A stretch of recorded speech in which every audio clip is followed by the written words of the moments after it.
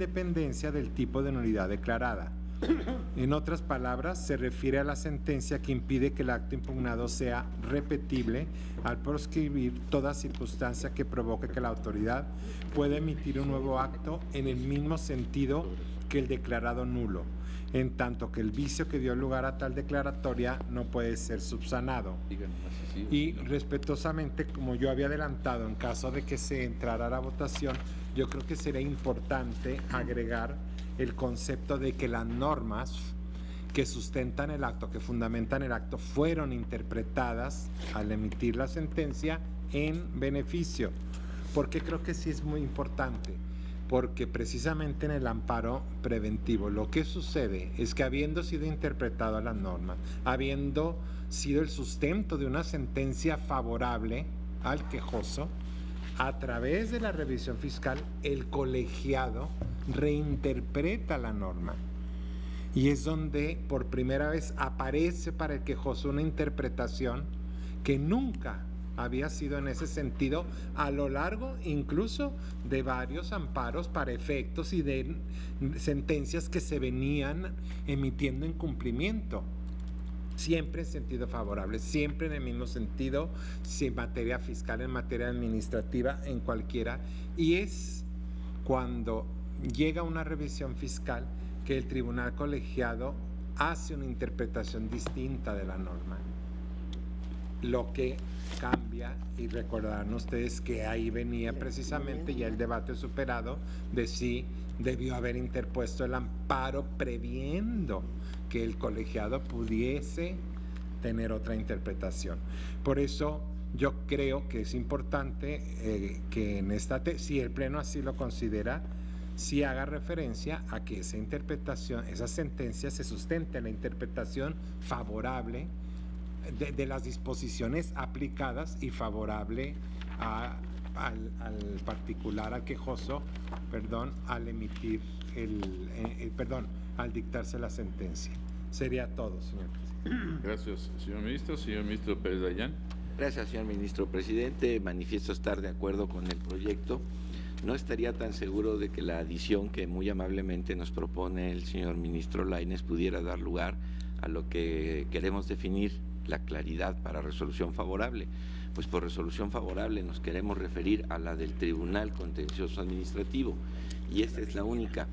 No podríamos esperar el resultado de la revisión fiscal, pues precisamente habiendo obtenido resolución favorable en el contencioso y presentada la revisión, es que se da el supuesto de la fracción segunda del 170.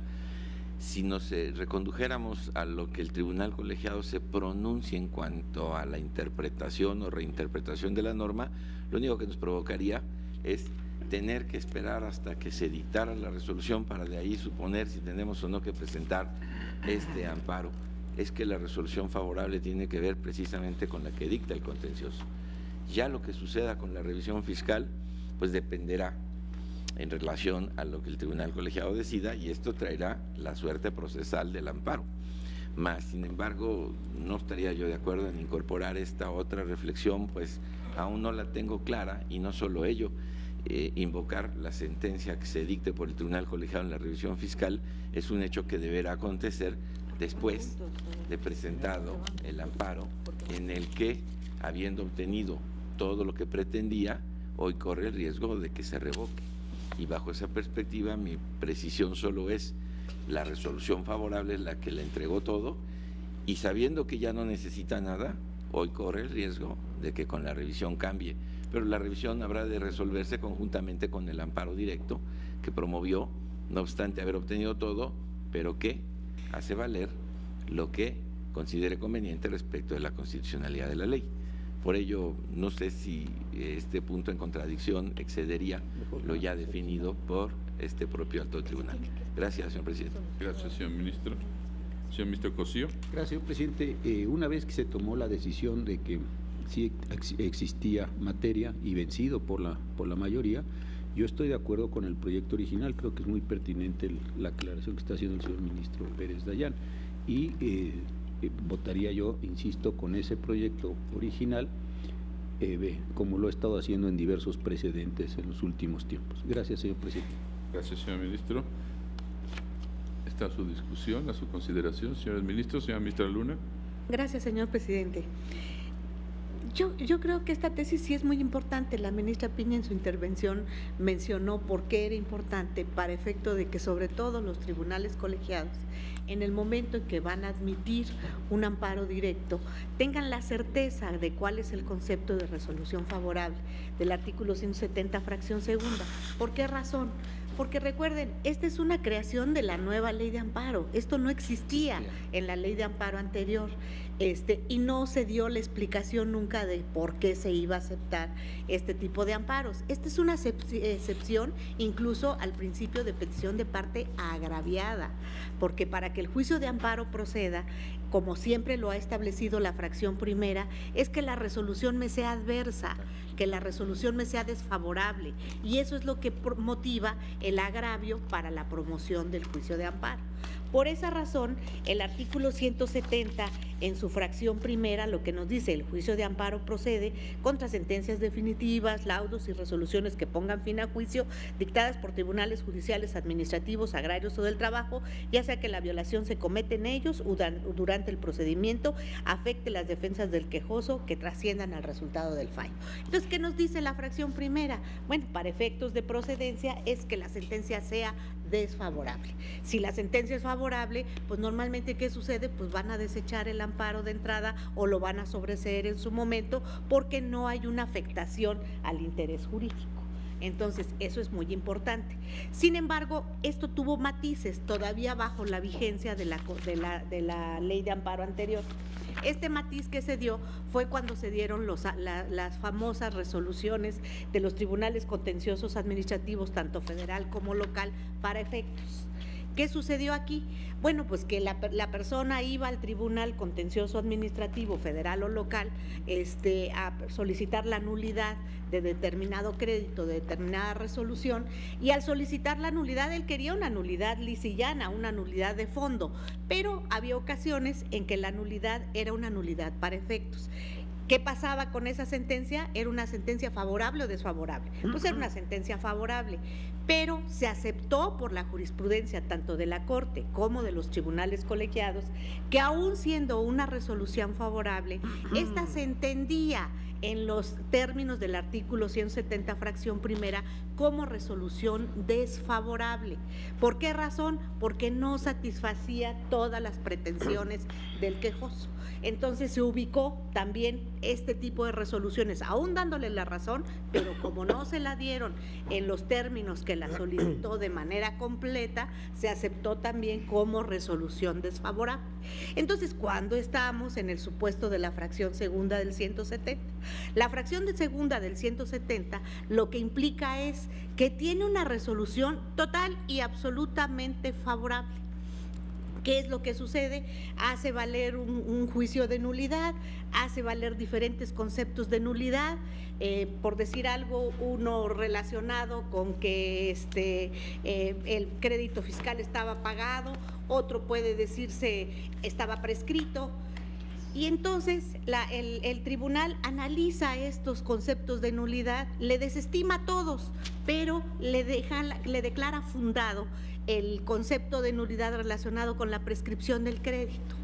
Entonces dice, pues sí está prescrito. ¿Obtiene una resolución favorable? Por supuesto que obtiene una resolución favorable que satisface todas sus pretensiones. ¿Por qué razón? Porque el crédito ya no existe, el crédito se declaró prescrito, entonces se acabó realmente la deuda.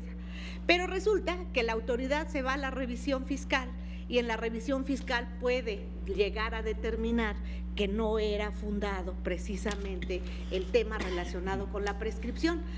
Pero todos los demás conceptos de nulidad que le desestimó el Tribunal Fiscal pueden llegar a quedar firmes o puede precluir su derecho para impugnarlos, sobre todo en los términos en que estaba establecido el 170, fracción segunda, porque ya solo podría hacer valer cuestiones relacionadas con la constitucionalidad del artículo que le aplicaron, y todo lo demás ya no podía ser analizado aún en legalidad. Por esa razón interpretamos muy sabiamente el 170 fracción segunda en la forma en que se hizo.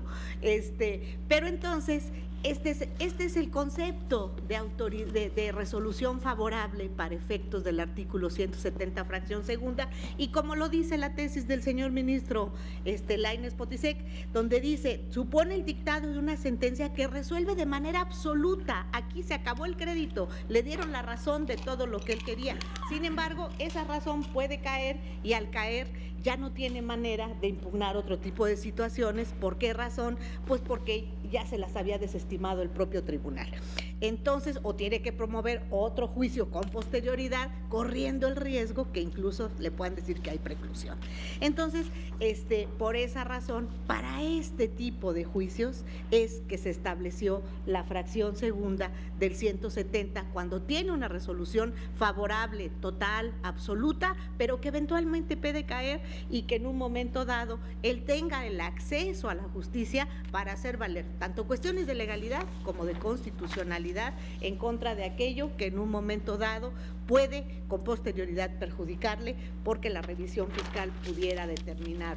Esto se hizo siempre en los colegiados, porque se analizaban las dos cosas: se analizaba el amparo que se promovía por el quejoso y se analizaba la revisión fiscal. ¿Y cuál era la valoración que hacía el tribunal colegiado? A ver cuál abarcaba el problema de mayor entidad, y ese se analizaba primero y se podía sobreseer o dejar sin materia el segundo. Sin embargo, con la redacción de la fracción segunda del 170, pues sí se provocaron otro tipo de problemas, empezando porque no todo mundo entendía cuál era el sentido de resolución favorable para efectos del segundo. Entonces, yo estoy de acuerdo con la ponencia del señor ministro Lainez. A mí me gustaría que se explicara un poquito más el concepto de resolución favorable, y si no, yo haría un voto concurrente. Gracias, señor presidente. Gracias, señora ministra. Señora ministra Piña. Sí, brevemente, en el mismo sentido estoy de acuerdo. Sin embargo, la primera parte estamos como circunscribiendo. Estoy de acuerdo en que la resolución favorable es que resuelve la pretensión en su integridad, pero no necesariamente está en función de que no lo pueda repetir. Por ejemplo, se establece que el Tribunal Federal respectivo tiene que analizar si procede que se le devuelva o si tiene un derecho subjetivo, por ejemplo, ¿no? Si él pagó y le tienen que regresar el dinero, esa devolución de lo que pagó y que también pretende que se le devuelva a través de un juicio de nulidad, tiene que analizar si tiene reconocido un derecho subjetivo para que se le regrese. Entonces, aun cuando hay diferentes tipos de nulidad, de pretensiones de la parte actora, de los justiciables, que no necesariamente es que no se repite el acto. Puede haber el reconocimiento de un derecho subjetivo, etcétera. Entonces, no necesariamente la resolución favorable implica, porque aquí decimos, es decir, aquella que no se puede repetir con el mismo vicio. Pero no solo eso, puede haber también, y lo establece la Ley Federal de Procedimiento Contencioso Administrativo, cuando derivado del propio juicio se establezca el reconocimiento de un derecho subjetivo. Y es, por ejemplo, si el tribunal no le reconoce ese derecho, sí puede irse al amparo para decir, oye, se declaró la nulidad, pero no me reconocieron ese derecho. Y yo creo que eso también implica que no le fue favorable en su totalidad. Entonces, estoy de acuerdo, pero creo que esta segunda parte de la tesis y en relación a cómo se maneja, no es solo por la repetición, no está en función de la repetición, sino de la pretensión total. Entonces, yo estaría de acuerdo, pero creo que sí sería, para que fuera más claro, que se ajustara un poco esto. Gracias, señora ministra. Señor ministro Lainez. Sí, lo que dice desde luego que yo en el engrose, desde las consideraciones, haría una explicación mucho más detallada, con todo gusto. Y lo que dice la ministra Piña es muy, muy importante, porque por eso cuando decimos con independencia el tipo de nulidad declarada, porque efectivamente, aun cuando sea para efectos, no es que procede el amparo forzosamente conforme a la fracción primera, puede ser para efectos, pero cuando ya hubo una interpretación, y una aplicación donde se dice tiene derecho, por ejemplo, a deducir tales pérdidas conforme a la interpretación de tal artículo del impuesto sobre la renta. Y entonces la sentencia para efectos tendrá que recoger eso precisamente. Eso no significa que no haya obtenido todo, ya lo obtuvo porque su pretensión era deducir las pérdidas. Entonces ya se interpretó el artículo y obtuvo todo, aunque sea para efectos, como muy acertadamente lo dice la ministra Luna. Pero lo precisaría todavía más. Eso se pretendió recoger en la tesis en la parte final, donde dice que provoque que sea repetible al proscribir toda circunstancia que provoque que la autoridad pueda emitir un nuevo acto en el mismo sentido que el declarado nulo. Porque si le dice efectivamente el colegiado emite una sentencia para efecto de que analices el artículo para ver si procede la pérdida, ahí es fracción primera, porque entonces no está obteniendo y la autoridad puede repetir.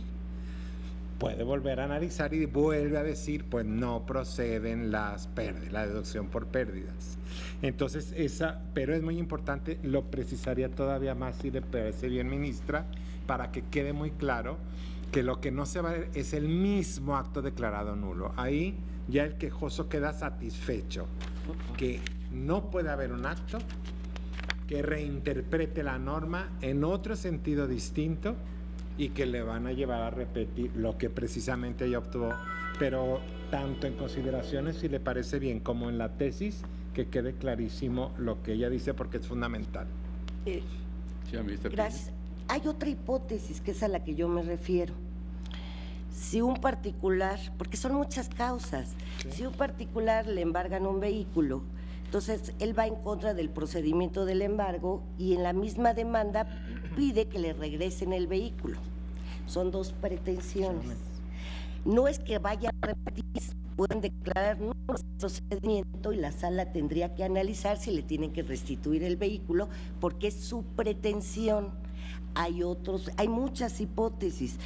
Él dice que pagó de más y demuestra que pagó de más. La sala dice, su pretensión es, mira, pagué de más y por lo tanto me tiene que devolver tanto la autoridad. Así lo pedí y me dijeron que no. La sala puede decir, sí, sí pagaste de más y quedarse callada y dice, oye, pues sí, ya dije que pagó de más, pero a mí me falta que la sala se pronuncie que me tienen que regresar el dinero. Por eso la Ley Federal de Procedimiento Contencioso Administrativo establece muchas hipótesis, como es el reconocimiento de un derecho subjetivo. O sea, no solo es anular el acto para que no lo pueda repetir, es que en la misma demanda de nulidad tienes una pretensión de que te dé la autoridad algo. Ese es el reconocimiento del derecho subjetivo. Entonces, no es de mera anulación de actos. Tiene otros efectos y pueden ser muy amplios. Por eso, si vamos a pretensión, yo creo que con eso podríamos abarcar todos los supuestos, sin hablar de que si se tiene que repetir o no. Más bien eliminar. ¿Alguien más, señores ministros? Bueno, pues el planteamiento está en relación con la tesis. No entiendo que el señor ministro Lainez vaya a modificar la propuesta de la tesis que formula en la página 42 respecto de… Sí.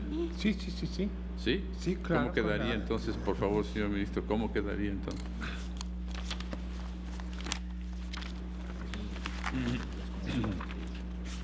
Ese sería en la parte final donde dice, en otras palabras, se refiere a la sentencia que impide que el acto impugnado sea repetible al prescribir, gracias, ministro, toda circunstancia que provoque que la autoridad pueda emitir un nuevo acto, en el mismo sentido que el declarado nulo, lo que no significaría que no pueda atender precisamente a otras pretensiones plasmadas en la sentencia.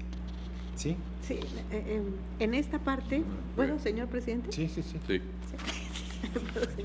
Es que aquí dice, en otras palabras, se refiere a la sentencia que impide que el acto impugnado sea irrepetible al proscribir toda circunstancia que provoque que la autoridad pueda emitir un nuevo acto en el mismo sentido. No, puede emitir un acto en el mismo sentido, eso no sería ningún problema.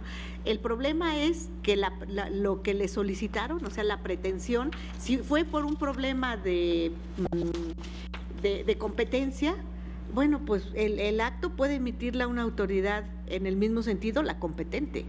Entonces, el problema no es ese, porque ya lo salvamos arriba cuando se dice que aunque sea nulidad lisillana o nulidad para efectos. Entonces, yo creo que más bien sería hasta nulidad declarada y quitarle todo lo demás. Puede ser, sí, ministra, en ese sentido. ¿Hasta dónde quedaría entonces? Hasta donde es independiente, con independencia del tipo de nulidad declarada. En otras palabras, ya no. No, la precisión ya no. Ya no. En otras palabras. Es decir, no. En otras palabras, ya no. Ya no. Ok. Entonces está a su consideración. Lo podemos someter a votación. Entonces, por favor, señores ministros, señor secretario, tome la votación en ese sentido con la propuesta modificada del señor ministro Lainez. Señor ministro Gutiérrez Ortiz. A favor. Señor ministro Cosío. Señor ministro Luna Ramos. Con la propuesta modificada. Señor ministro Franco González Salas. Con el proyecto con reserva. Señor ministro Saldívar de la Toda vez que esta tesis no se puede ver aislada, sino a la lógica de todo el sistema como lo ha interpretado el Pleno, y yo no comparto la interpretación que se está dando al 170 fracción segunda, estoy en contra y anuncio voto particular. Señor ministro Pardo Rebolledo. Con la postura de la primera sala, es decir, con el proyecto. Señor ministro Peña Hernández. Con el proyecto modificado, que nunca fue discutido en esos términos en la primera sala, cuando estuve yo presente. Con el proyecto modificado. Señor ministro Lenin. Con el proyecto modificado. Señor ministro Pérez Dayán. Con el proyecto como lo anticipó el ministro Gutiérrez. Señor ministro presidente Aguilar Morales. Con el proyecto modificado, originado en los criterios de la segunda sala. Señor ministro presidente, me permito informarle que existe una mayoría de 10 votos a favor de la propuesta modificada del proyecto, con reservas del señor ministro Franco González Salas, voto en contra del señor ministro Saldívar de la Rea, quien anuncia voto particular. Bien. En esta parte queda resuelto. Entiendo, señor ministro Cosío. Sí, quisiera reservarme un voto concurrente y felicitar al señor ministro Gutiérrez. Gracias, señor presidente. Señor ministro Lainez, entiendo que ya no hay otro tema que analizar, por lo que con esta decisión última queda resuelta la contradicción de tesis 151-2016. Atendiendo a la hora, voy a levantar la sesión. Los convoco a la próxima sesión pública ordinaria que tendrá lugar el próximo martes 21 de noviembre en este recinto a la hora acostumbrada. Se levanta la sesión.